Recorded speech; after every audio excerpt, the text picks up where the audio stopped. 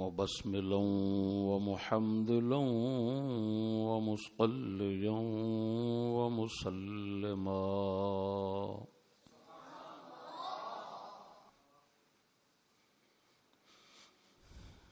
أما بعد فأعوذ بالله من الشيطان الرجيم بسم الله الرحمن الرحيم لولا كتاب من الله سبق لمسكم فيما أخذتم عذاب عظيم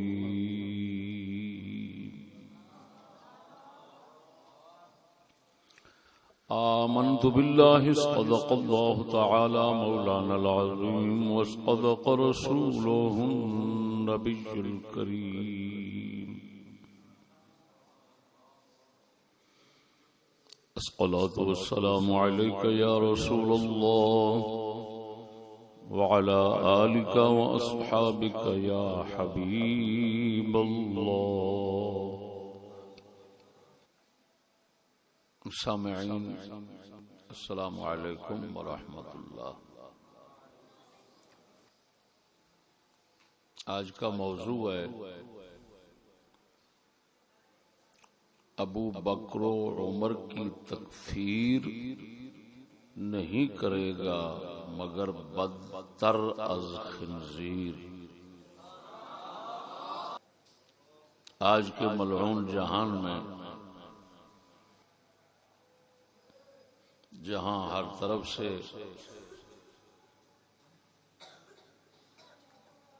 اسلام اور اہل اسلام پر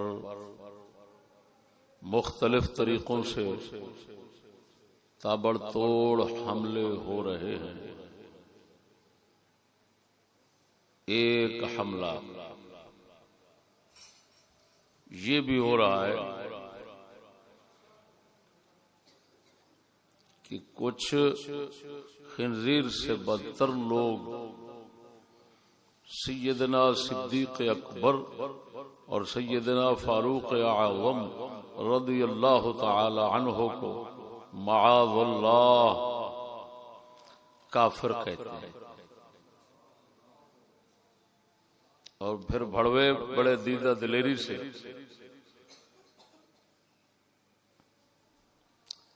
اپنی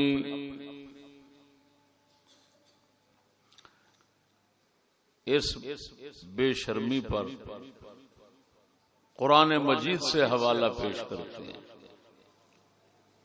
تو ناچیز آج کے موضوع میں ان کی روح سیاہی کو دنیا کے سامنے منظر عام پہ رکھنا چاہتا ہے۔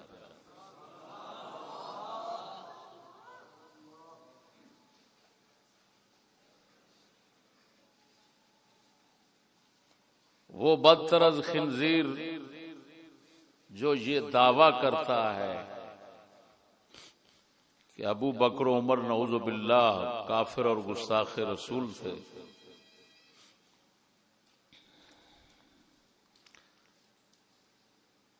اس پر اس اپنے مردود اور ملعون روز اول سے مردود اور ملعون دعوے پر دلیل پیش کرتے ہوئے بکتا ہے کہ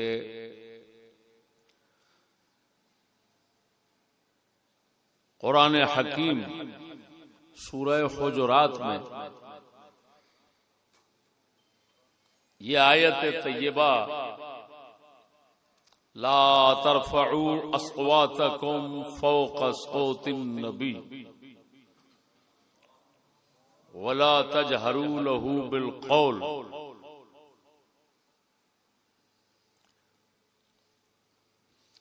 یہ آیہ کریمہ جو ہے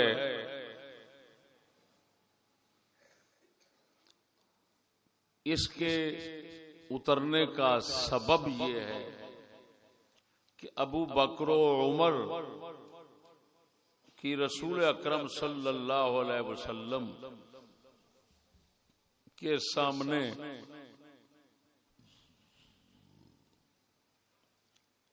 آواز بلند ہوئی. ایک وفد آیا تھا مسجد نبوی شریف میں، تو اس وفد کے متعلق ابو بکر عمر کی بات چیت ہوئی، دونوں کی آواز بلند ہو گئی رسول اکرم صلی اللہ علیہ وسلم سے. تو اللہ پاک نے یہ آیات طیبات اتاری سورہ حجرات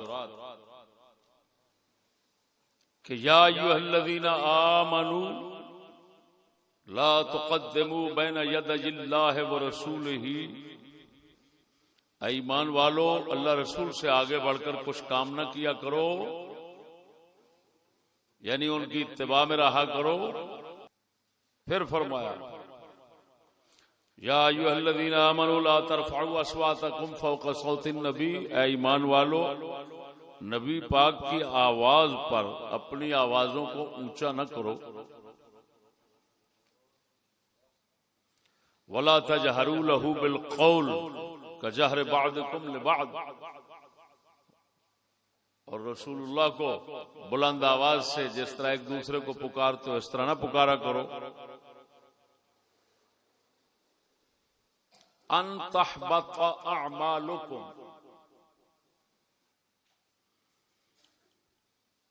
اس سزا سے بچنے کے لیے کہ تمہارے عمل برباد اور اکارت ہو جائیں، ضائع ہو جائیں. وانتم لا تشعرون، وانتم لا تشعرون، اور تمہیں علم ہی نہ ہو، شعور ہی نہ ہو کہ ہمارا کچھ نقصان ہوا. تو وہ بدتر خنزیر کہتا ہے کہ اس آیت کے اترنے کا سبب ابو بکر و عمر ہے، اور یہاں پر کہا جا رہا ہے کہ نہ تو رسول سے پہلے کوئی کام کرو، نہ ہی رسول کی آواز پر اپنی آواز اونچی کرو، کہیں تمہارے عمل برباد نہ ہو جائیں اور تمہیں شعور ہی نہ ہو. تو جب ابو بکر عمر نے آوازیں بلند کی پاک رسول کی آواز شریف پر، تو ان سے یہ گستاخی ہو گئی. جب گستاخی ہوئی تو سزا تھی عمل کا برباد ہو جانا، بندے کا اندر سے کافر مرتد ہو جانا. تو ابو بکر ہو گئے، عمر ہو گئے، بس ان سے یہ کام ہو گیا. میرے دوست، یہ اس خنزیر کا استدلال ہے اس آیت کریمہ سے، سورہ حجرات کی ان آیات طیبات سے.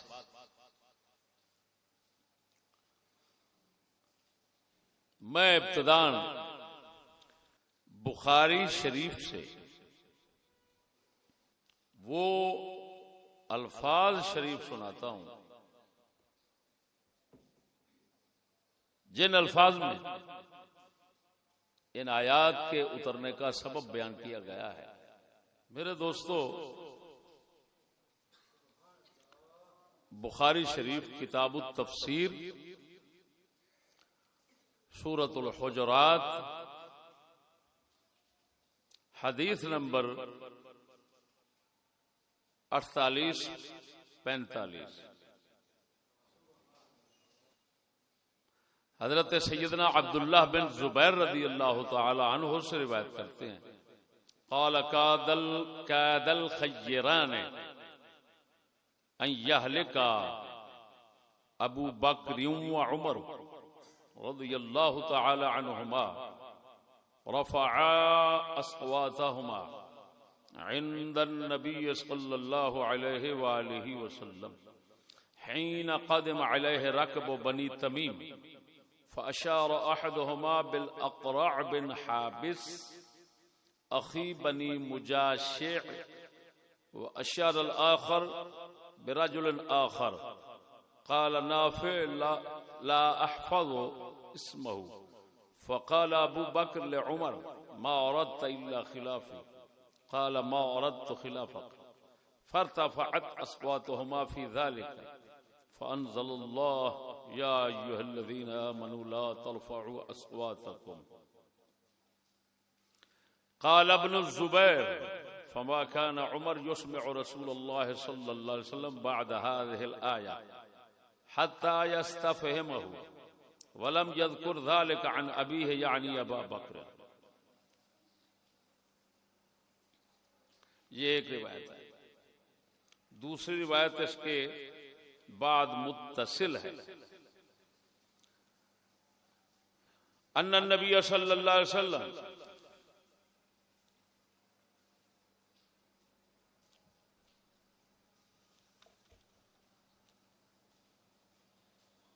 افتقد ثابت بن قیس فقال رجل یا رسول اللہ انا اعلم لك علمه فاتاه فوجده جالسا في بيته منكسا رأسه فقال له ما شأنك فقال الشر كان يرفع صوته فوق صوت النبي صلى الله عليه وسلم فقد حبط عمله وهو من أهل النار. فأتى الرجل النبي صلى الله عليه وسلم فأخبره أنه قال كذا وكذا فقال موسى فرجع إليه مرة الآخرة ببشارة عظيمة فقال اذهب إليه فقل له إنك لست من أهل النار ولكنك من أهل الجنة. تیسری روایت اخبرنی ابن ابی ملیکہ ان عبد اللہ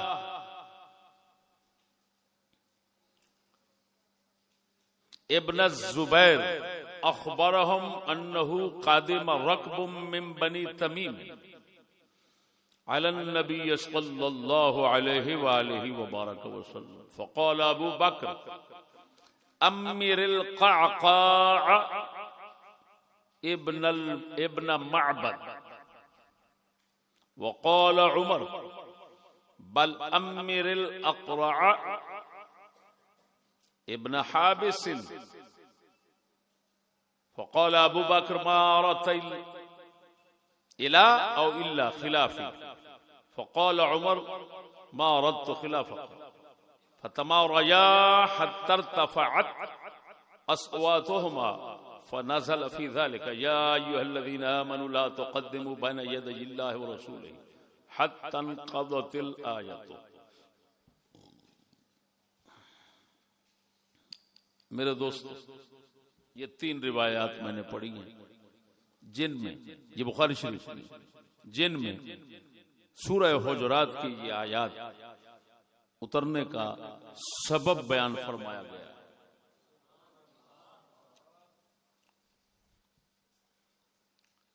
دو کا جو معنی مطلب ہے وہ ابو بکر عمر پاک کے متعلق ہے اور ایک کا معنی مطلب جو ہے وہ حضرت ثابت بن قیس بن شماس رضی اللہ تعالی عنہ کے متعلق ہے. پہلے ابو بکر عمر پاک کے متعلق جو ہے وہ بیان کرتا ہوں. دو روایتیں 48 47 اور 48 45 دونوں میں معنی مطلب ملتا جلتا ہے کہ بنو تمیم ایک قبیلہ تھا، عرب کا مشہور قبیلہ تھا. اس قبیلے کے چند لوگ اپنے اونٹوں پر سوار ہو کر حضور کی بارگاہ میں وفد کی صورت میں آئے، اور جو وفد ہیں نا حضور کی بارگاہ میں آنے والے وفد وفود، تو ان کا سلسلہ 9ویں صدی میں چلا ہے. یہ یعنی اور 10ویں میں آپ تشریف لے گئے تو یہ آخری سال وہ تشریف لائے تو حضرت ابو بکر پاک نے عرض کی بارگاہ رسالت میں کہ یا رسول اللہ آپ قعقاع بن معبد کو اس وفد کا امیر بنائیں یا پچھلے ان کے قبیلے کا امیر بنائیں۔ حضرت عمر نے کہا، عرض کی یا رسول اللہ اقرع بن حابس کو امیر بنائیں۔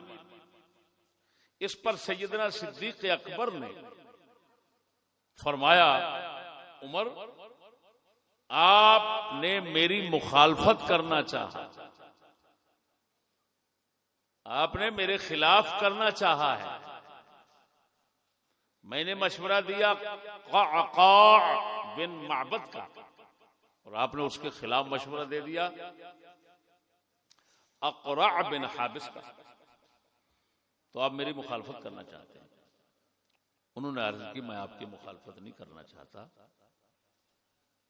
اتنے میں دونوں بزرگوں کے درمیان آواز بلند ہو گئی۔ یہاں دو کام ہوئے ان بزرگوں سے، ایک تو آپ علیہ الصلاۃ و تسلیم مشورے اور حکم شریف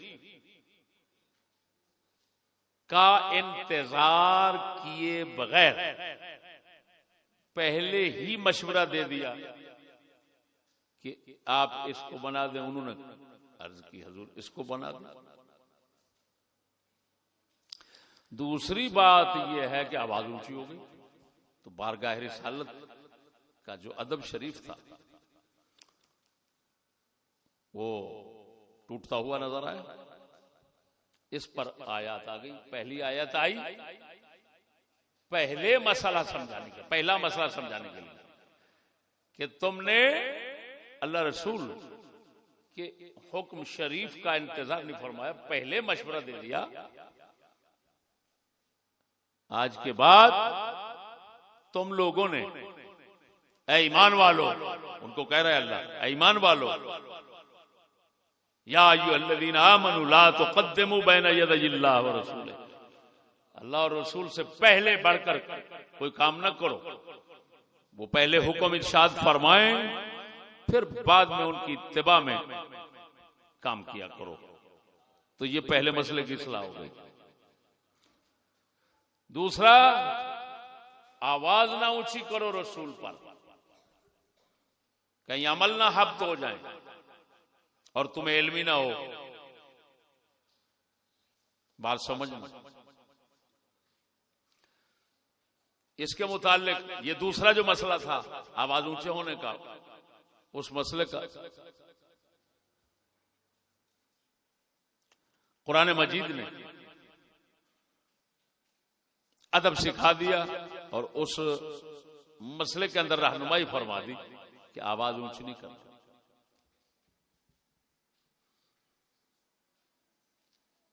تیسری یہاں یہ ہے جو درمیان میں روایت تھی، حضرت ثابت بن قیس بن شماس، ان کی آواز مبارک تھی اونچی، ویسے ہی اللہ پاک نے ان کی آواز بہت اونچی بنائی تھی۔ تو حضرت انس بن مالک رضی اللہ تعالی عنہ فرماتے ہیں کہ نبی پاک صلی اللہ علیہ وسلم نے ثابت بن قیس کو اپنی محفل میں نہ دیکھا، محفل شریف میں وہ نظر نہ آئے۔ تو آپ نے پوچھا وہ کدھر ہے، ثابت بن قیس کدھر ہے؟ کسی نے عرض کی یا رسول اللہ میں جناب کو ان کا بتاتا ہوں۔ گھر آئے، ان کے گھر میں ثابت بن قیس کو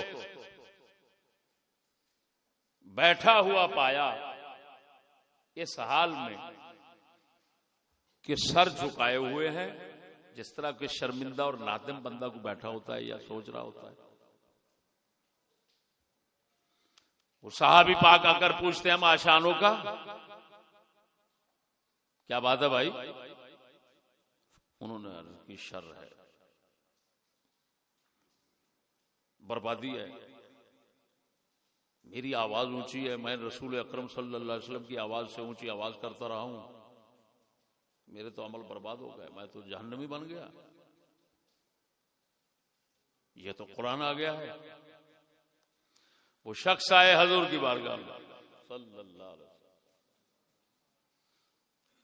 آ کر وہ ساری کہانی اور سارا جواب حضرت ثابت بن قیس کا رسول پاک صلی اللہ علیہ وآلہ وسلم کی بارگاہ میں پیش کیا۔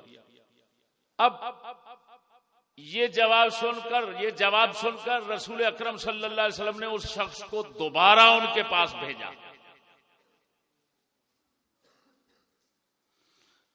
فرمایا جا ان کو بتا، وہ سمجھ رہا ہے کہ میں جہنمی ہو گیا ہوں، رسول کی آواز سے اونچی آواز کر بیٹھا ہوں، میری تو آواز ہی بہت بلند ہے، تو جا ان کو بتا دے انک لست من اہل النار، جا ان کو بتا ثابت بن قیس کو تو جہنمی نہیں، ولکنک من اہل الجنت، تو جنتی ہوں۔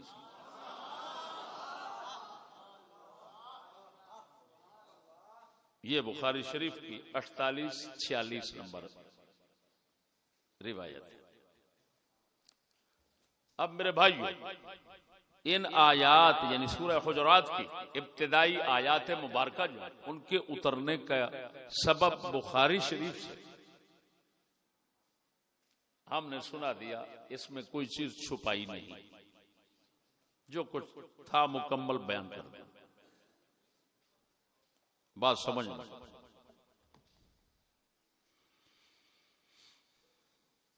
بات سمجھنا، یہ قصے واقع ابو بکر عمر والا، ثابت بن قیس والا، آواز اونچی ہونے والا، مشورہ آپ علیہ السلام سے پہلے دینے والا،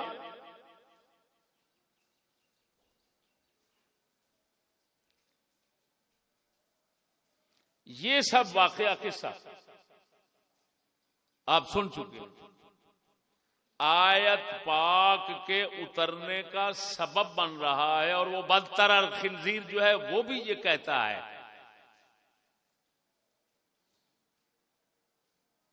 کہ آیت ان لوگوں کی وجہ سے اتری ہے۔ تو اس کا مطلب ہے یہ قصے پہلے ہیں اور اللہ تعالی کے یہ احکام بعد میں اترے ہیں۔ یہ نقطہ ذہن میں، یہ بات ذہن میں رکھنا۔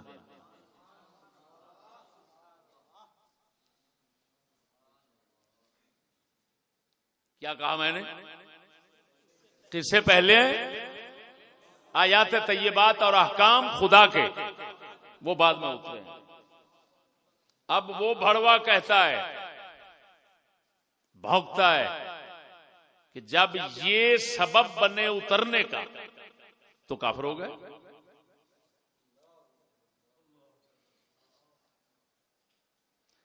اب دیکھو، جس قصے سے وہ کتے کا بچہ اپنی جہالت کی وجہ سے کفر ثابت کر رہا ہے، ہم علم کے ساتھ، اور وہ بھی ایسا علم جس میں شیعہ بھی متفق ہوں، سنی بھی متفق ہوں،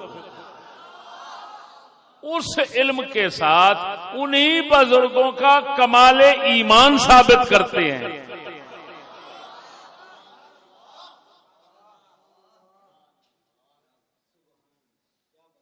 دوستو، شیعہ سنیوں کا اس بات پر اتفاق ہے، اور ویسے بھی کائنات میں قانون عدل کے اندر یہ اصول ہے کیا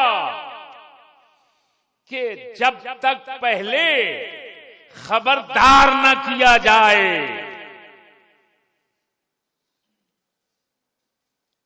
جب تک پہلے خبردار نہ کیا جائے سزا نہیں دی جاتی۔ شیعہ سنیوں کا بھی اس اصول پر اتفاق ہے، اور کائنات کے نظام عادل کا جو قانونی ضابطہ ہے اس میں یہ موجود ہے۔ اللہ پاک نے قرآن میں فرمایا، ہم نے رسولوں کو کیوں بھیجا؟ کہ کہیں تم قیامت کے روز یہ عذر نہ پیش کر دو کہ تو نے ہمیں کب بتایا تھا، کب خبردار کیا تھا کہ میں خدا ہوں اور یہ میرے احکام ہیں. تو نے تو ہمیں کوئی نبی، کوئی پیغمبر بھیجا ہی نہیں تھا، ہمیں کیوں عذاب دیتا ہے اب؟ اللہ فرماتا ہے یہ عذر تمہارا ختم کرنے کے لیے میں نے نبیوں کا سلسلہ چلایا.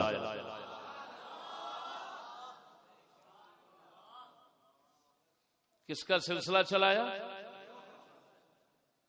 تو یہ تو قرآن مجید صاف بتا رہا ہے کہ خدا اس وقت تک عذاب نہیں دیتا جب تک خبردار نہ کرے، بلکہ واضح آیت سنا دیتا ہوں. ارشاد ربانی وما كنا معذبین حتی نبعث رسولا.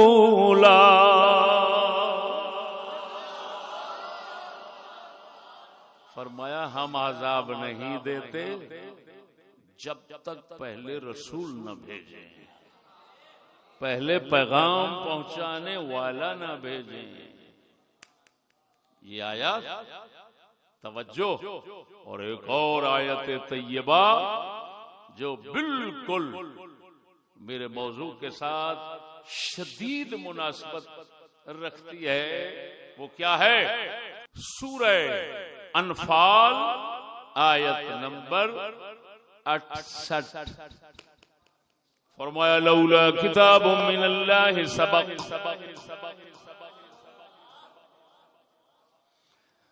لمسکم فیما اخذتم عذاب عظیم.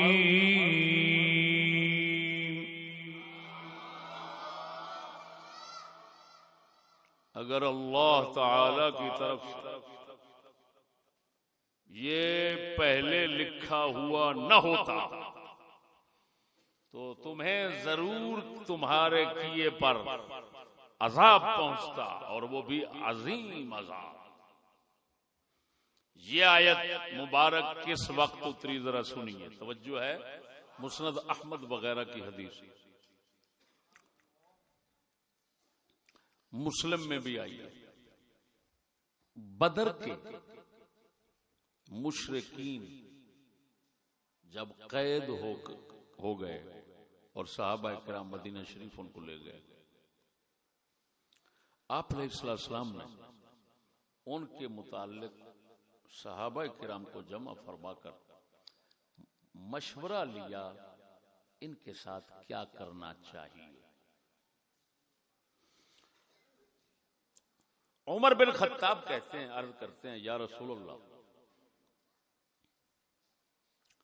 یہ لوگ کفر کے صنادید اور پیشوا ہیں، ان کی گردنیں اڑا دی جائے تاکہ اسلام مضبوط ہو جائے.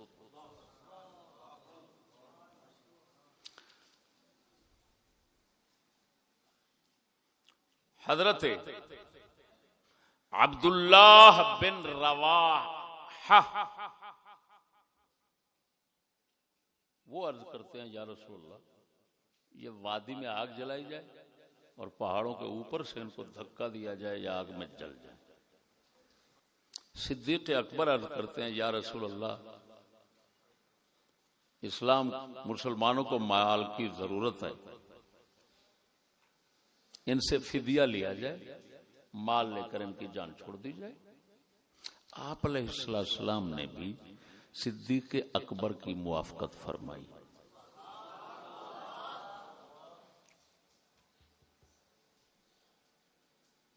ان سے فدیہ لیا گیا. اس پر قرآن حکیم اترا. سورہ انفال یہی آیت لولا کتاب من اللہ سبق لمسکم فیما اخذتم عذاب عظیم. فَكُلُوا مِمَّا غَنِمْتُمْ حَلَالًا طَيِّبًا فَكُلُوا مِمَّا غَنِمْتُمْ حَلَالًا طَيِّبًا وَاتَّقُوا اللَّهَ إِنَّ اللَّهَ غَفُورٌ رَحِيمٌ. اس پر یہ آیت مبارک اتری. توجہ کہ اگر خدا کا لکھا ہوا پہلے نہ ہوتا تو تمہیں عذاب علیم پہنچتا یہ مال لینے پر، فدیہ لینے پر.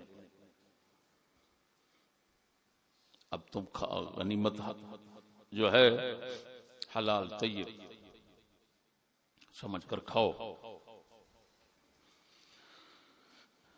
میرے دوستو، حضرت عمر فرماتے ہیں جس طرح کہ مسلم شریف میں آیا کہ میں نے اگلے دن آپ علیہ السلام کو اور صدیق اکبر پاک کو بیٹھ کر روتے ہوئے دیکھا. تو میں نے جا کر عرض کی یا رسول اللہ کیوں رو رہے ہیں، مجھے بھی بتائیں.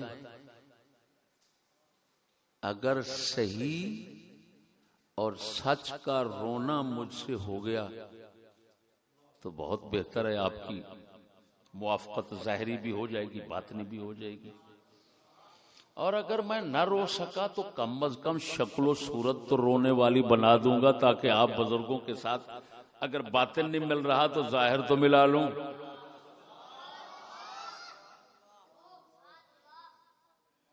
اس پر آپ علیہ الصلاۃ والتسلیم نے فرمایا کہ یہ جو تیرے ساتھیوں نے کل مشورہ دیا کہ مال فدیہ لے کر ان کو چھوڑ دیا جائے،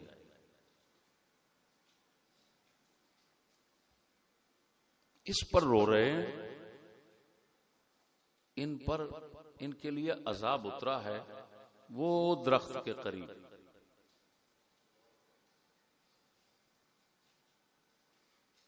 لیکن پھر چلا گیا کیونکہ اللہ نے فرمایا اگر یہ بات پہلے نہ لکھی ہوتی تو تمہیں عذاب ملتا، لیکن کیونکہ ہم نے لکھا ہوا تھا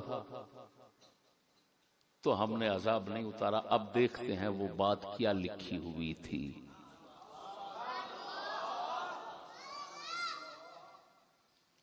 وہ بغیرت جو ہے، وہ بدتر از خنزیر جو ہے، وہ خود کو شیعوں میں داخل کرتا ہے. تو پہلے شیعوں کا حوالہ دیتا ہوں. یہ میرے پاس ہے شیعوں کی معتبر ترین تفسیر التبیان فی تفسیر القرآن شیخ الطائفہ ابو جعفر محمد بن حسن طوسی کی، جس کی پیدائش ہے 385 میں اور وفات ہے 460 میں. اتنا پرانا شیعہ ہے.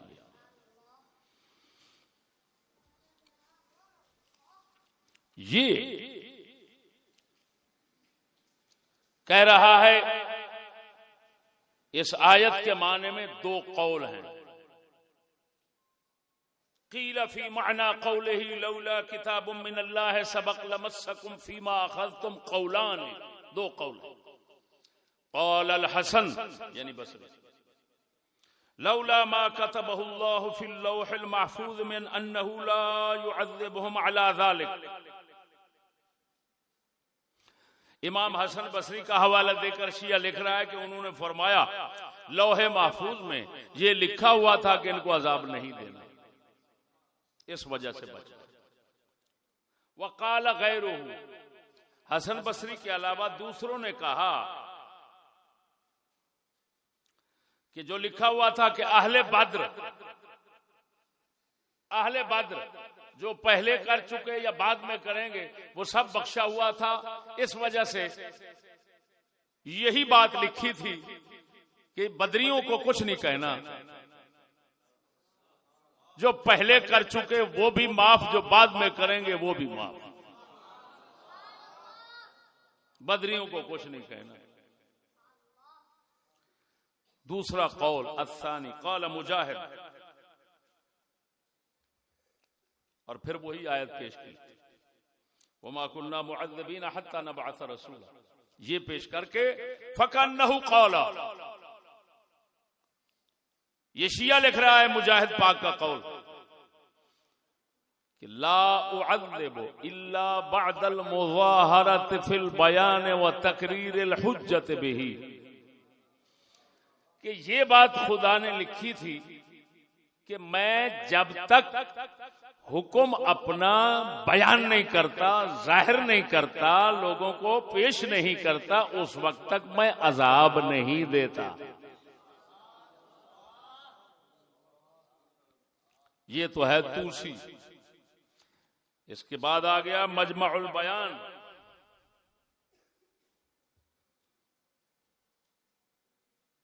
مجمع البیان طبرسی کی شیعہ، قیل فی معناه اقوال احدها لولا ما مضى من حکم اللہ الا يعذب قوما حتى يبين لهم ما يتقون وانه لم يبين لكم الا تاخذوا الفداء لعذبكم باخذ الفداء عن ابن جریج۔ یہ ابن جریج کی تفسیر ہے کیا کہ اللہ تعالی کا یہ حکم پہلے نہ ہوتا کہ وہ کسی قوم کو عذاب نہیں دیتا جب تک جن باتوں سے ان کو بچنا چاہیے ان کی خبر نہیں دیتا، خدا ان کو ان کے حکم نہیں دیتا۔ تو اللہ پاک نے کیونکہ فدیہ لینے نہ لینے کا کوئی حکم نہیں بیان کیا تھا، اس وجہ سے عذاب نہیں دیا۔ اگر یہ بیان ہو چکا ہوتا پھر عذاب دیتا۔ بات سمجھنا۔ یہ شیعوں کے بعد سنیوں کا تو ایک ہی حوالہ کافی ہے، یہ ہے میرا بھائی، یہ روح المعانی ہے۔ لولا کتاب من اللہ سبق قیل اے لولا حکم منہ تعالی سبق اثباتہ فی اللوح المحفوظ وهو لا يعذب قوما قبل تقدیم ما يبین لهم امرا او نہیا، وروت ذلك الطبرانی فی الاوسط وجماعت عن ابن عباس ورواہ ابو الشیخ عن مجاہد۔ اس میں حوالے بھی آگئے کہ اس کا مطلب یہ ہے کہ اگر اللہ تعالی کی طرف سے یہ بات لوح محفوظ میں نہ لکھی ہوتی کیا کہ کسی قوم کو بتانے کے بغیر عذاب نہیں دیتا، بتانے کے بغیر تو تمہیں عذاب دیتا۔ بات سمجھنا۔ کتنا غضب اور جلال تھا کہ عذاب درخت کے ساتھ حضور دیکھ رہے ہیں لیکن آتا نہیں۔ کیوں نہیں آتا؟ کہ ہمارا وعدہ ہے جو لوح محفوظ میں لکھا ہوا ہے کہ جب تک احکام بتاتے نہیں، حکم نازل نہیں فرماتے، جب تک حکم نازل نہیں فرماتے اس وقت تک ہم پکڑتے نہیں،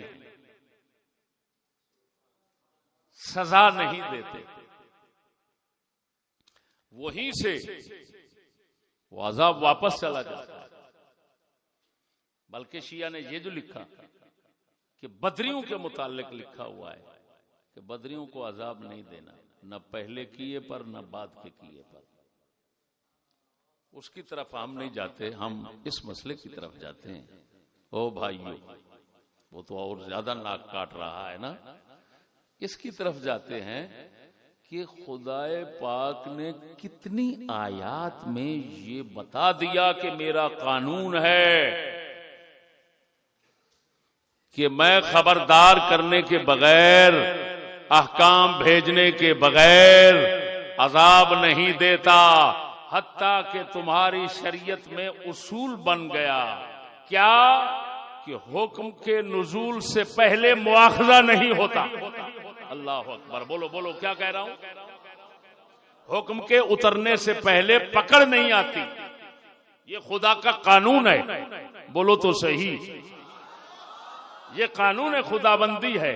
ارے بھائیو، اب وہ بدتر از خنزیر اسی سے ابو بکر و عمر کا کافر ہونا، منافق ہونا، مرتد ہونا، اسلام سے خارج ہو جانا سزا کے طور پر وہ ثابت کر رہا ہے، جبکہ شیعہ سنی اس بات پر متفق ہیں کہ اور قرآنی آیات کتنی اس بارے میں آ گئی کہ جب تک ہم حکم نہیں بتائیں گے، جب تک ہم حکم نہیں بتائیں گے اس وقت تک پکڑ نہیں کریں گے، سزا نہیں دیں گے۔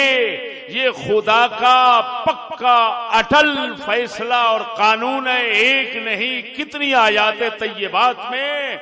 اور آپ کو بتا دیا کہ جنگ بدر کے قیدیوں کے متعلق صاف بتا دیا کہ عذاب تو اتر آیا تھا، لیکن پیچھے کیوں بھیج دیا؟ کیونکہ ہمارا قانون تھا کہ ہم نے بغیر بتائے سزا عذاب نہیں دینا۔ اب میرے بھائیوں بات یاد رکھنا، وہ بھڑوا، وہ بغیرت کا بچہ، وہ بدتر خنزیر خود کہہ رہا ہے اس آیت کے اترنے کا سبب ابو بکر عمر ہے، تو کتے کا بچہ تو صاحب بتا رہا ہے آیت بعد میں اتری، یہ قصہ ابو بکر عمر کا پہلے بنا، تو بھڑوا کافر کیسے ہو گئے، مرتد کیسے ہو گئے؟ قانون تو یہ ہے کہ بتانے کے بعد سزا آنی ہے۔ وہ دلے کا بچہ خود ہی تو کہہ رہا آیت بعد میں اتر رہی ہے، تو پہلے سزا کیسے آ گئی؟ توجہ نہیں فرمائی۔ وہ کتے کا بچہ کوئی اصول تو نے پڑھا ہے؟ اگر اصول پڑھتا بغیرت کا بچہ تو امریکہ میں بیٹھتا۔ حرام کی نسل وہاں رہتی ہے۔ ہاں، جن کو اپنے حرام زادے ہونے پر پورا فخر ہوتا ہے، ایسی نسل وہاں رہتی ہے۔ تو کتے کا بچہ بتا تو صحیح، جب خدا نے فرما دیا کہ ہم سزا نہیں دیتے جب تک پہلے بتاتے نہیں، تو ابو بکر عمر ہوں یا کوئی ہو، ثابت بن قیس ہوں، ان کو بتایا تو نہیں گیا تھا؟ اللہ پاک نے بارگاہ رسالت کے آداب کوئی ماں کے پیٹ میں نہیں سکھا دیے کسی کو، قرآن کے ذریعے سکھائے ہیں۔ اسی وجہ سے آپ علیہ السلام بھی فرما رہے ہیں ادبنی ربی فاحسن تادیبی، مجھے میرے رب نے ادب سکھایا اور میرے ادب سکھانے میں کمال کر دی۔ تو یہ پاک رسول صلی اللہ علیہ وسلم خود فرما رہے ہیں۔ تو بڑوا آداب تو قرآن نے سکھانے ہیں، آواز کس طرح رکھو رسول کے سامنے، عمل کس طرح کرو رسول کے سامنے، تو وہ تو انہی آیات طیبات کے ساتھ آداب سکھائے جا رہے ہیں، جس طرح تو خود کہہ رہا ہے۔ تو ابھی آداب سکھائے نہیں گئے تھے تو حضرت ابو بکر عمر سے آواز اونچی ہو گئی اور وہ کام پہلے کر بیٹھے مشورہ دینے والا، تو کتے کا بچہ اس پر سزا کیسے آ گئی؟ یہ تو قانون خدا کے خلاف ہے۔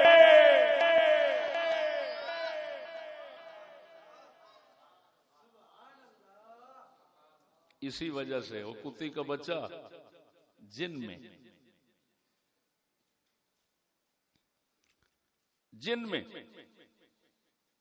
میں سے ثابت بن قیس بھی تھے، کیونکہ اونچی آواز ان کی بہت زیادہ تھی اور وہ سرکار کے سامنے کرتے رہتے تھے۔ ادب آیا کہ آواز اونچی نہیں کرنی رسول سے، تو اس کا مطلب ہے جس کی آواز اونچی بھی ہے وہ بھی آہستہ بولے۔ یہ نہیں ہے کہ جس کی آواز اونچی ہوتی ہے اس سے آواز نیچی نہیں ہو سکتی۔ یہ بٹن تیرے ہاتھ ہے، اونچا کرو، زیادہ کرو۔ اب میری آواز کتنا اونچی ہے، لیکن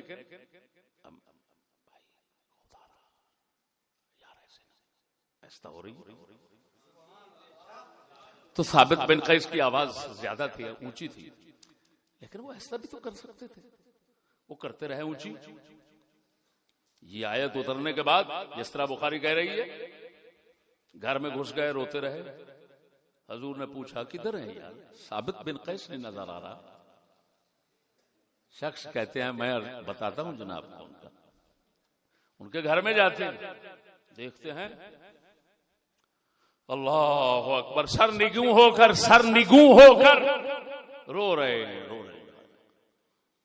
پوچھا کیا ہوا ثابت؟ یار شر ہو گیا، بہت بڑا شر ہو گیا، میں تو مر گیا، ہلاک ہو گیا، جہنمیوں سے بن گیا۔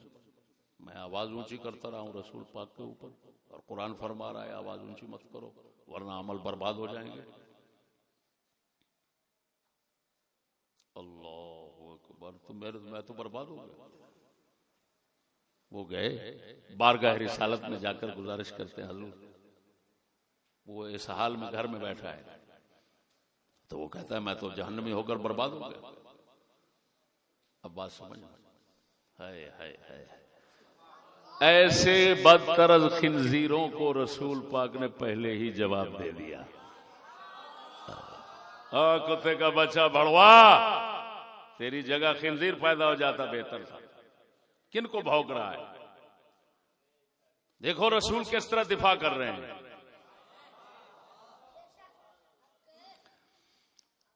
اس صحابی سے فرماتے ہیں جا ثابت بن قیس کو بتا انک لست من اہل النار، تو جہنمیوں میں سے نہیں ہے، انک من اہل الجنہ، تو پکا جنتی ہے۔ اور بتا لانتی ابو بکر و عمر پر آواز اونچا کرنے کی وجہ سے کافر کہنے والا بھڑوا، ان کی آواز تو ابو بکر عمر سے بھی زیادہ تھی، اور روزانہ کچہری بارگاہ رسالت میں آواز اونچی کرتے تھے، پھر خود کو جہنمی سمجھ کر گھر میں رو رہے ہیں۔ حضور فرما رہے ہیں جاؤ اس کو بتاؤ تو جہنمیوں میں سے نہیں جنتیوں میں سے ہے۔ آواز اونچی کرنے سے تیرا فتویٰ ہے، ان کا عمل ابو بکر عمر کا ضائع برباد ہو گیا۔ محمد کریم کا فتویٰ ہے جب ثابت بن قیس چھوٹی شان والا، یہ جنتی ہونے میں اس کے شک نہیں ہے، یہ جنتی رہا ہے، تو بچا اب بتا ابو بکر عمر جو تمام امت کے سردار ہیں وہ کیسے جہنمی بن گئے؟ لعنت ہے تیرے علم پر۔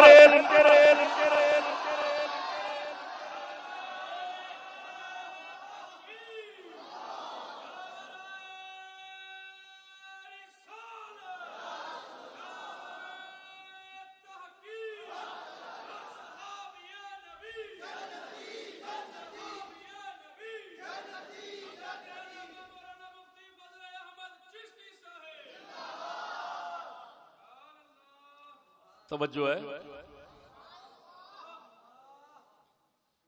بولو تو صحیح۔ حبط اعمال، ڈنگر کا بچہ، تیرا پتہ نہیں تیری ماں کی کس کس نے خدمت کی ہے؟ 4-5 بولیاں جو تجھے آتی ہیں، 4-5 بولیاں تجھے آتی ہیں، پتہ نہیں کس کس نے خدمت کی۔ بتا مجھے، کتے کا بچہ، تیرے اپنے فیصلے کہ خدا اور رسول کے بنائے ہوئے قانونوں کا بھی کوئی خیال رکھنا، ان کا تو قانون ہے۔ اب بات سمجھو، خدا پاک، اللہ اکبر،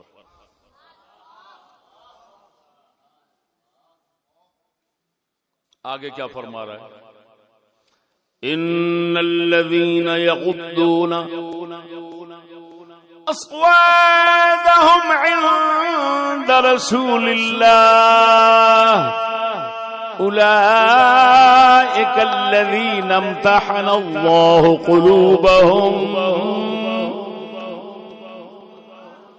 للتقوى۔ اللہ فرماتا ہے جو لوگ رسول پاک کے سامنے اپنی آوازوں کو نیچا اور پست رکھتے ہیں، یہ وہی لوگ ہیں جن کے دل اللہ نے اپنے تقوی اور پرہیزگاری کے لیے امتحان کر کے چن لیے ہیں۔ توجہ ہے بھائی، فرماتا ہے ان الذین یغضون اصواتهم عند رسول اللہ، جو اپنی آوازوں کو رسول پاک کے پاس پست رکھتے ہیں، اللہ فرماتا ہے ان کے دل کو اللہ نے آزما لیا۔ ان کے دلوں کو تقوی کے لیے آزما لیا. کیا مطلب؟ اب ہمارا تقوی ادھر ہی رہے گا, یہ نہیں کہیں جائے گا. ہائے ہائے ہائے ہائے ہائے ہائے.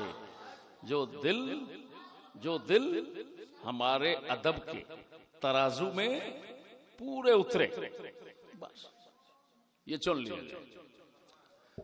اب میں دیکھتا ہوں, آپ کو دکھاتا ہوں کہ ان آیات کے اترنے کے بعد ابو بکر و عمر حضور کی بارگاہ میں آوازیں پست رکھتے تھے یا اونچی؟ ہائے ہائے ہائے ہائے, بولو تو صحیح یار. کتے کا بچہ, بخاری کی وہ جو روایت تو نے اٹھائی ہے, اسی روایت کے آخری الفاظ تیرے باپ نے پڑھنے تھے. حرامزادہ, مفعول امریکہ, شرم نہیں آتی تجھے؟ توجہ ہے. قال ابن الزبیر, 48-45 حدیث, جو سب سے پہلی حدیث تھی وہ پڑھ رہا ہوں. قال ابن الزبیر فما كان عمر يسمع رسول الله صلى الله عليه وسلم بعد هذه الآية حتى يستفهمه. حضرت عبداللہ بن زبیر جو یہ حدیث بیان کرنے والے صحابی ہیں, وہ فرماتے ہیں حضرت عمر نے حضور کی بارگاہ میں اپنی آواز اتنا پست اور نیچی رکھ لی. حضور پاک کے سامنے جب بات کرتے تھے, حضور پاک کو پوچھنا پڑتا تھا کیا کہہ رہا ہے.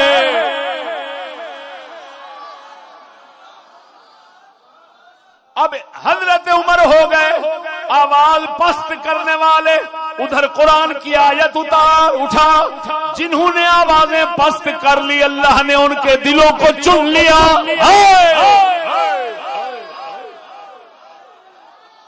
تو نتیجہ کیا نکلے گا؟ میں منطق نہیں کھولنا چاہتا اس بھڑوے کو, کیا پتا, اس کو تو اسلام کے اصولوں کا پتہ نہیں ہے, منطق اس کا باپ جانے گا.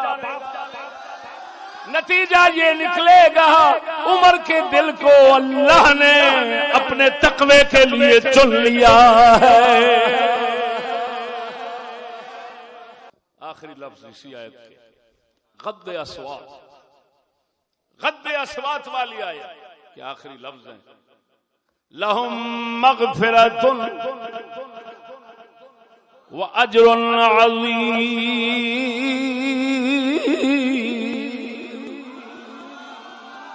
فرماتا ہے جو میرے پاک رسول کی بارگاہ میں آوازیں پست کرتے ہیں, ان کے لیے بخشش بھی ہے اور اجر عظیم بھی ہے.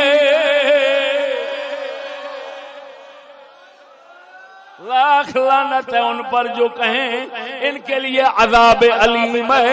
اللہ فرماتا ہے مغفرت اور اجر عظیم ہے.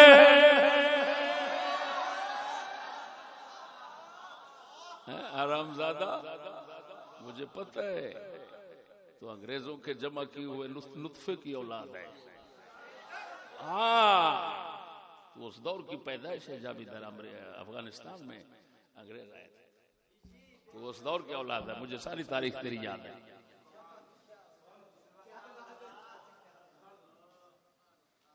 اب فتح الباری سے روایات بتا رہا ہوں. وقد اخرج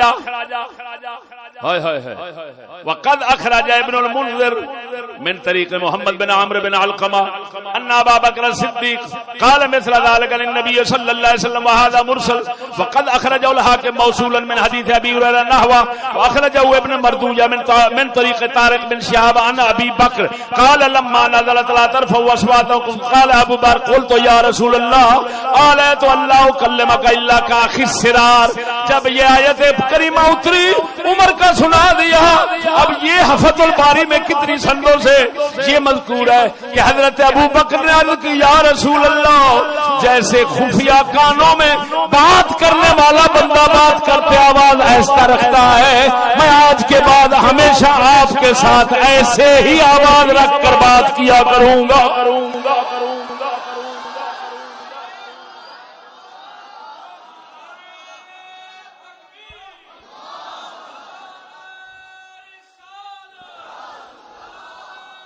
ارے اس دلہ یاری کو سننے والے کافروں بغیر تو لانتیوں سورو، وہ حرامزادے حرام کی نسل، بتاؤ یہ پچھلی آیت تمہیں سناتا ہے کتے کا بچہ، اگلی کیوں نہیں سناتا؟ روایت کے اوپر کے الفاظ سناتا ہے، نیچے والے کیوں چھپا جاتا ہے؟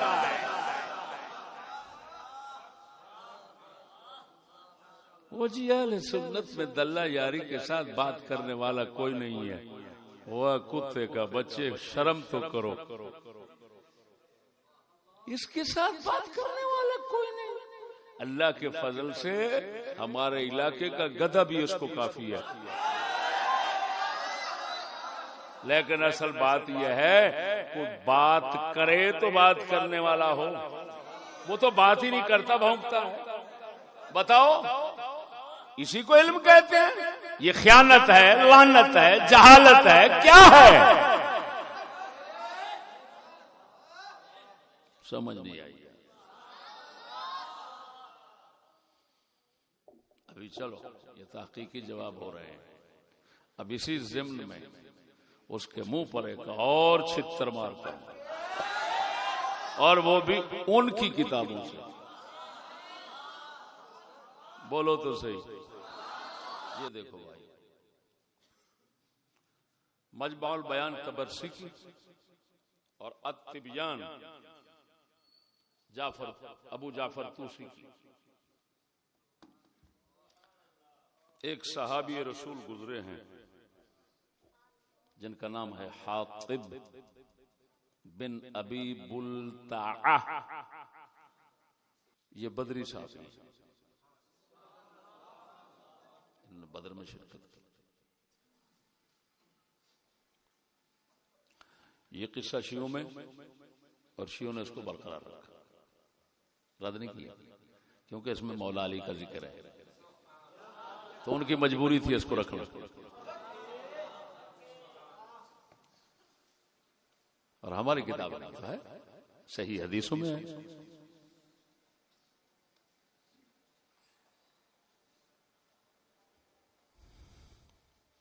توجہ ہے؟ حاطب بن ابی بلتعہ ایک صحابی رسول ہیں۔ آپ علیہ السلام نے جس وقت مکہ شریف فتح فرمانے کا ارادہ فرمایا اور اپنی مبارک مجاہدین کی جماعت تیار فرمائی، تو ایک عورت آئی ہوئی تھی، سارا نامی عورت آئی ہوئی تھی مکہ شریف سے ادھر کسی کام پر۔ اس کو حضرت حاطب بن ابی بلتعہ ملتے ہیں، ایک چٹ اور رقعہ لکھ کر دیتے ہیں کہ جا یہ مکے والوں کو پہنچا دینا کہ رسول پاک تم پر حملہ کرنے والا۔ وہ عورت اپنے سر کے بالوں کی چوٹی میں وہ رقعہ چھپا لیتی ہے، راستے میں ایک جگہ پر پہنچتی ہے تو سید عالم صلی اللہ علیہ وآلہ وبارک وسلم علی پاک اور دو اور ساتھیوں کو بھیجتے ہیں کہ فلاں مقام پر عورت ہے، اس کے پاس رقعہ ہے، وہ اسے لے لو۔ پہنچ گئے، رقعہ مانگا، اس نے انکار کر دیا، میرے پاس تو کچھ نہیں۔ فرمایا نہیں، ہمارے رسول نے خبر دی ہے، اس کے پاس ہے، نکال دے ورنہ کپڑے اتار دیں گے۔ اب وہ کافرہ عورت تھی، سکولن نہیں تھی، یہ خود اتار دیتی ہے۔ اس نے کہا نا نا نا نا، یہ کام نہ کرنا، میں نکال دیتی ہوں۔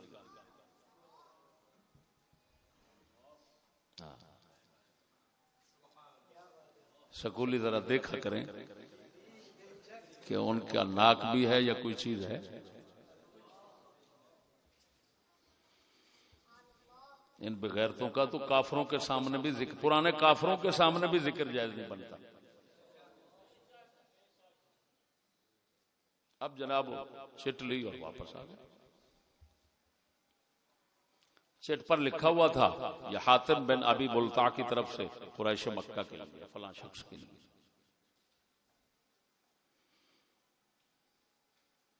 آپ نے بلایا، حاتم آئے، یہ کیا تم نے؟ انہوں نے کہا یا رسول اللہ ادھر مکہ شریف میں ان کا کوئی نہ کوئی تعلق دار ہے سب کا، میرا کوئی نہیں تھا. میرا میں نے ان کو بھیجا تھا کہ میرا جو ادھر مال پڑا ہے وہ محفوظ ہو جائے. میں نے تو اس لالچ میں یہ کام کیا ہے. عمر بن خطاب اٹھے، یا رسول اللہ یہ منافق ہو گیا ہے، اس کی میں گردن اتارتا ہوں. آپ نے فرمایا ہاں یہ کام نہیں کرنا. تجھے پتا نہیں ہے یہ بدری ہے اور اللہ پاک نے بدر والوں کو فرمایا جو کچھ کرنا ہے کر لو، قد غفرت لکم، میں نے بخش دیا ہے. جو کچھ کرنا ہے یہ لکھ رہا ہے، یہ لکھ رہا ہے اعملوا ما شئتم فقد غفرت لکم. عمر کیوں مارتا ہے؟ تجھے پتہ نہیں ہے یہ بدری ہے. اللہ پاک نے بدر والوں سے فرمایا جو کچھ کرنا ہے کر لو، ہم نے تمہیں بخش دیا ہے، یہ بخشا ہوا ہے. اب بات سمجھنا، او بھڑوا اندھا، او کتی کا بچہ، بتا تو صحیح سے غلطی ہوئی ہے. لیکن حضور فرماتے ہیں یہ بدری ہے، کچھ نہیں کہنا، بخشا ہوا ہے. اب میں پوچھتا ہوں ابو بکر عمر بدری ہیں کہ نہیں؟ وہ بے غیرت اگر اس بدری سے اتنا بڑا کام ہو جائے تو عمر جیسا تلوار نکال لے. رسول فرماتے ہیں یہ جنتی ہے، بخشا ہوا ہے، خبردار بدری ہے. تو کتی کا بچہ جن کے متعلق کوئی حکم نہیں آیا، جو کچھ آیا بعد میں آیا، اور پھر بدری بھی ہیں تو ان کو کافر بنا کر بیٹھا ہوا ہے. بتا کیا تیرے جیسے کو عبداللہ بن ابی سے بڑا کافر کہنا چاہیے کہ نہیں؟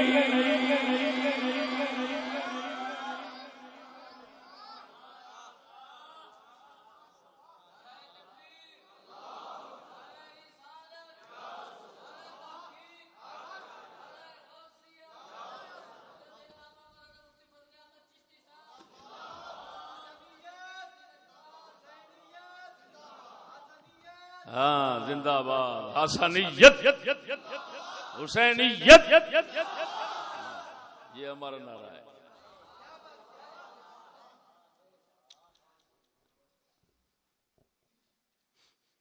اب الزامی، یہ تحقیقی جواب تھا، اب آتے ہیں الزامی جواب کی طرف. اچھا بڑوا، تو نے تو نعوذ باللہ ان کو کافر کہہ کر کافر ہونے کا طوا اپنے منہ پر مل لیا. لیکن ایک سوال کرتا ہوں، اس کا جواب دینا. تیرا باپ، تیری نسل، تیرا قبیلہ، تیرے تمام حواری، اگر کوئی بھی حرامی اس کا جواب دے دے میں بولنا چھوڑ دوں، ورنہ بندہ ناچیز انشاءاللہ العزیز بعون اللہ عز و جل تیری موت ہے، تجھے نیٹ سے بھگاؤں گا میں. دیکھنا مفعول امری کا تمہیں شرم نہیں آتی؟ تو امام بنا بیٹھا لوگوں کے سامنے. جو تیرے سامنے آتے ہیں یہ بھڑوے انگریزی چوہے ہیں. تو محمدی غلام تجھے ملے اور پھر پتا چلے. اب دیکھ لو بخاری شریف پڑھتا ہے، اب بخاری سے ہی تجھے سوال دے رہا ہوں. کتاب التہجد، باب تحرید النبی صلی اللہ علیہ وسلم علی قیام اللیل، حدیث نمبر 1127.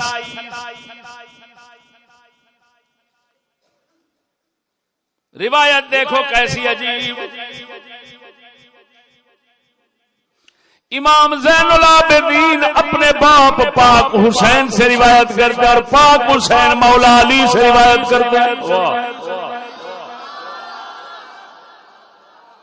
کیا اب کتے کا بچہ یہ راوی ضعیف ہے.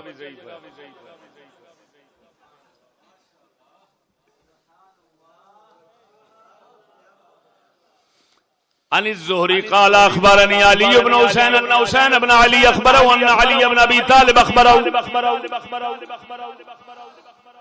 ان رسول الله صلى الله عليه وسلم طرقه.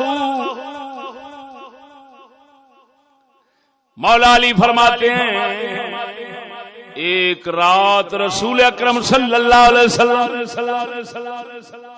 ہمارے گھر میں آئے. سیدہ خاتون جنت اس وقت آپ کے گھر شریف میں تھی. آ کر ہمیں فرمایا الا تصلیان، سوئے ہوئے اور نماز نہیں پڑھتے. نماز کیوں نہیں پڑھتے؟ فقلت یا رسول اللہ، مولا علی فرماتے ہیں میں نے عرض کی اے اللہ کے رسول، انفسنا بید اللہ، ہماری جانیں روحیں اللہ کے ہاتھ میں ہیں، قبضے میں ہیں. فاذا شاء یبعثنا بعثنا، جب چاہے ہمیں اٹھانا تو اٹھا دیتا ہے. فانصرف، جب میں نے آپ کو یہ جواب دیا آپ تشریف لے کر جا رہے تھے واپس. ولم یرجع الی شیئا، مجھے آپ نے پھر دوبارہ جواب نہیں دیا. وہو مولل یضرب فخذہ، واپس جا رہے تھے اور اپنے رانوں پر، ران جان تو پٹ اپنے پٹوں مبارک پر حضور ایسے دونوں ہاتھ مارتے تھے جس طرح بندہ افسوس اور حسرت میں مارتا ہے. یہ مارتے ہوئے آیت مبارک پڑھی وَكَانَ الْإِنسَانُ أَكْثَرَ شَيْءٍ جَدَلًا.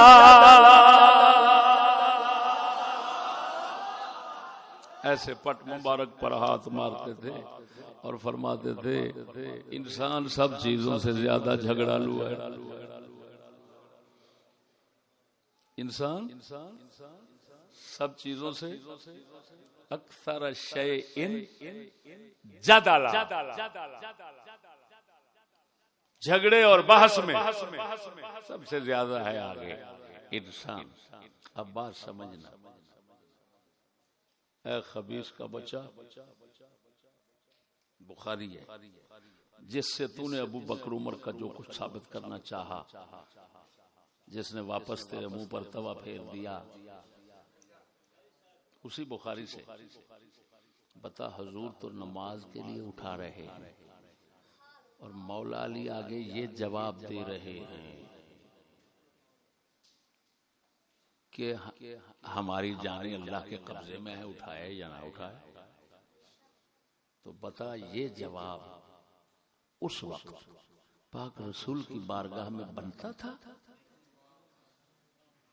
کیا حضور کو پتہ نہیں تھا کہ جانیں خدا کے قبضے میں؟ اور رسول جب اٹھا رہے ہیں تو عرض کرتے یا رسول اللہ حاضر ابھی پڑھتے ہیں. یہ کیا ہوا کہ رسول کو خدا کی بارگاہ میں قبضے میں ہماری جانیں ہیں، اور پھر رسول اکرم اس جواب کو پسند نہیں کرتے اور ہاتھ ایسے مارتے ہیں اور فرماتے ہیں بندہ بہت جھگڑالو ہوتا ہے. یہ بہت جھگڑالو کہہ کر مولا علی کو تنبیہ کر کے چلے گئے کہ ایسا بحث و جدال نبی کے ساتھ نہیں چاہیے تھا. واپس دیکھنا جواب دینا نہیں گوارا کیا، آگے منہ شریف ہے اور ایسے کر کے جا رہے ہیں. اب بتا کان الانسان اکثر شیء جدلا، آیت تو پہلے اتر چکی تھی.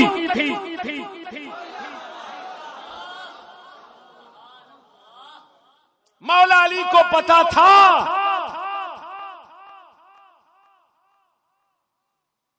اور پھر رسول پاک کے ساتھ جدال باز، یہ تو نہیں چاہیے تھی. کیوں کی مولا علی نے؟ اب بتا ان کے ایمان کا کیا بنا؟ تیرے بھڑوے کے نزدیک رہا ہے یا ختم ہو گیا ہے؟ جو جواب یہاں تو دے گا وہی جواب وہاں ابو بکر عمر کا ہم دے دیں گے.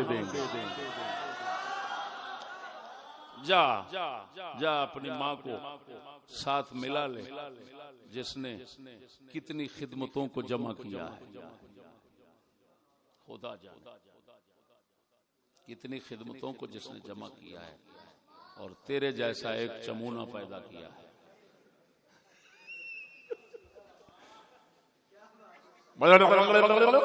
بڑے بڑے کتے کا بچہ بندے کی طرح بول. تو نے 4 لفظ ان کتوں کے سیکھ لیے تو عالم بن کر بیٹھ گیا. شرم نہیں آتی تمہیں؟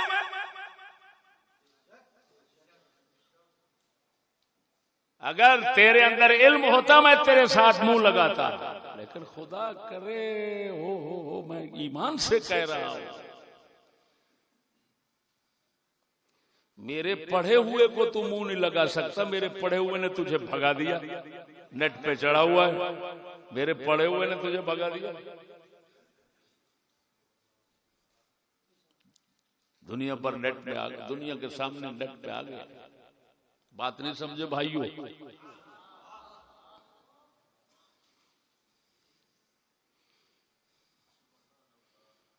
کتے کا بچہ رسول پاک ہیں، ہر کسی کو ادب سکھانے والے. اللہ پاک ہے ہر کسی کو رسول سمیت ادب سکھانے والا. تو وہاں آیت اتاری تمام امت کو ادب سکھانے کے لیے، اور مولا علی کا یہ قصہ بنایا تمام لوگوں کو ادب سکھانے کے لیے کہ ان سے اگر ہو گیا تو لوگوں سمجھ لینا بڑوں کے ساتھ بحث اس طرح جدال نہیں چاہیے. جو نہیں بنتا نہ کیا کرو، نہ بولا کرو. مولا علی کو رسول نے ادب سکھایا. اگر کوئی کافر کا بچہ کہتا ہے وہ سب کچھ سیکھ کر آئے تو اس پر جوتے مارنے فرض ہیں. کیا تیرا مطلب ہے رسول کی آمد بیکار ہے؟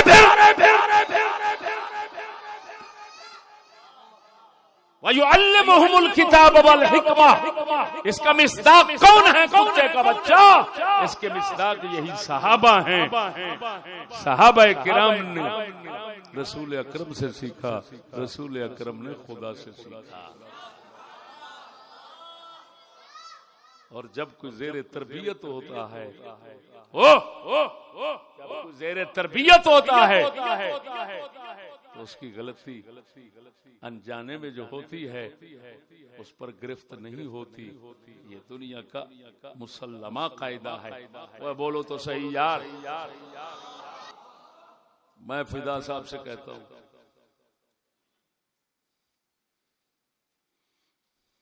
تو نے مجھے پانی نہیں پلایا تو مارا گیا. اگر یہ آگے سے کہہ دے حضرت آپ نے یہ قانون مجھے کب بتایا تھا کہ اگر پانی کو مجھے نہیں پلائے گا تو مارا جائے گا، یہ تو آپ نے کبھی خبردار نہیں کیا.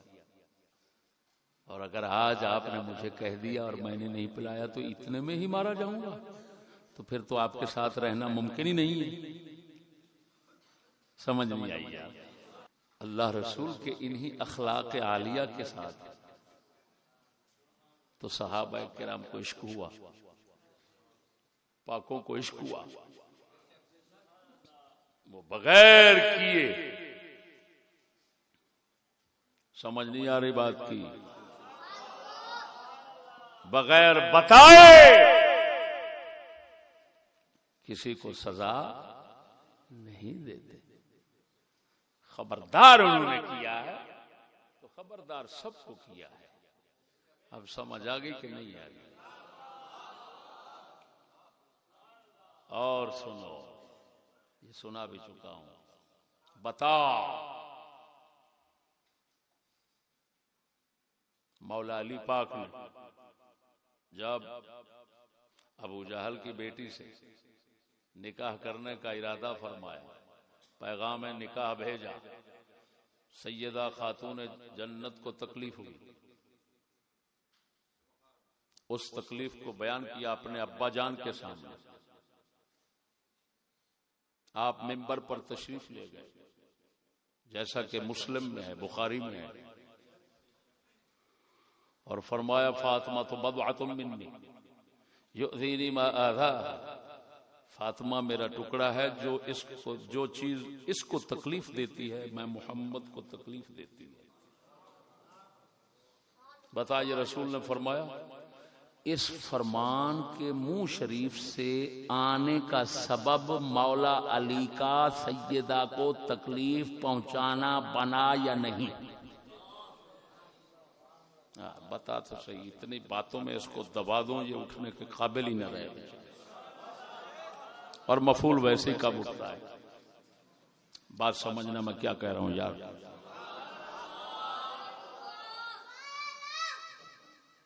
سیدہ کو تکلیف پہنچانا، رسول کو تکلیف پہنچانا. اور سیدہ کو سب سے پہلے تکلیف کس نے پہنچائی؟ مولا علی نے. انہوں نے شکایت کی حضور کے آگے، حضور نے پھر یہ فرمایا کہ اس کو تکلیف دینا مجھے تکلیف دینا ہے. اب بتا تو صحیح کہ مولا علی تکلیف دینے کا سبب بن رہے ہیں، ابو بکر و عمر آیت کے اترنے کا سبب بن رہے ہیں، مولا علی حدیث کے منہ سے نکلنے کا سبب بن رہے ہیں. اگر وہ کافر ہیں تو ان کا اسلام ثابت کر کے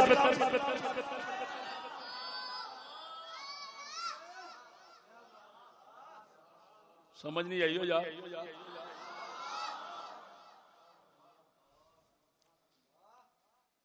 اب بول، اور انشاءاللہ مولا علی تجھے عذاب میں علیم میں کیسے ڈالتے ہیں کہ کتے کا بچہ تو ہمارے بزرگوں کے خلاف نہ بولتا تو چشتی یہ الزامی جواب تجھے کیوں دیتا؟ یہ جواب یہاں غزل ہے، بے نہیں. ادھر اللہ کا کلام اترتا ہے، ابو بکر و عمر سبب بنتے ہیں، ادھر رسول پاک کے منہ سے کلام نکلتا ہے کہ جو فاطمہ کو تکلیف پہنچائے وہ مجھے تکلیف دیتا ہے. بتا ایذائے سیدہ ایذائے رسول ہے، یہ حضور فرما رہے ہیں منہ شریف سے، اس کے اترنے کا سبب مولا علی ہیں. اور تمہارا یہ پکا عقیدہ ہے کہ سیدہ کو ایذا دینے والا اسی طرح کافر ہے جس طرح کہ رسول کو ایذا دینے والا. تو یہ سب سے پہلے ایذا پہنچائی مولا علی نے، اور تیرے نزدیک حکم اترنے سے پہلے مواخذہ ہے.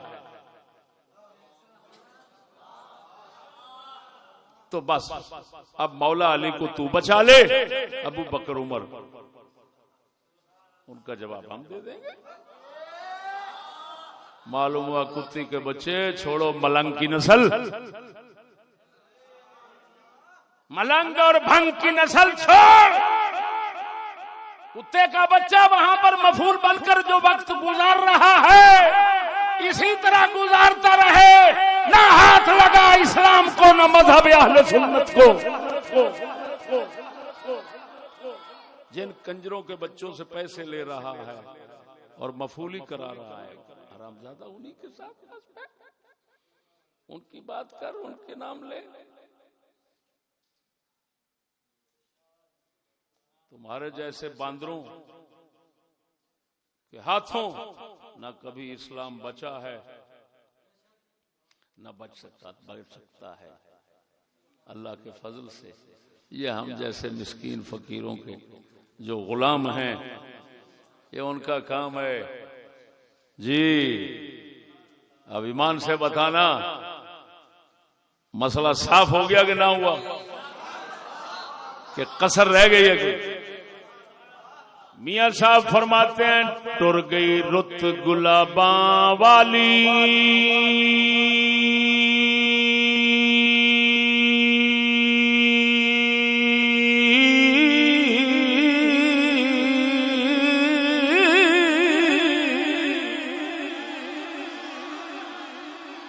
ٹر گئی رت گلاباں والی جمے آن دھتورے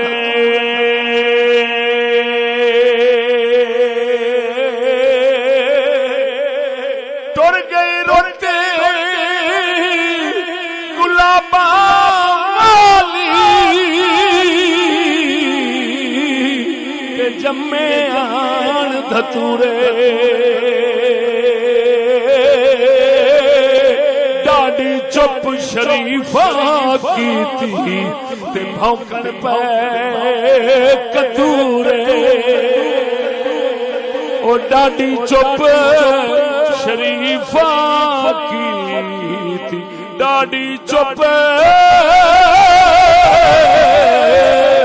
شریفہ کی تھی اوے بھونکن پہ